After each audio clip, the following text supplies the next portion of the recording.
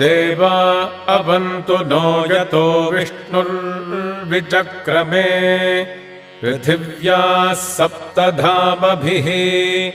इदं विष्णुर्विचक्रमे त्रेधा निदधे पदम् समूढमस्य पांसुरे त्रीणि पदा विचक्रमे विष्णुर्गोपा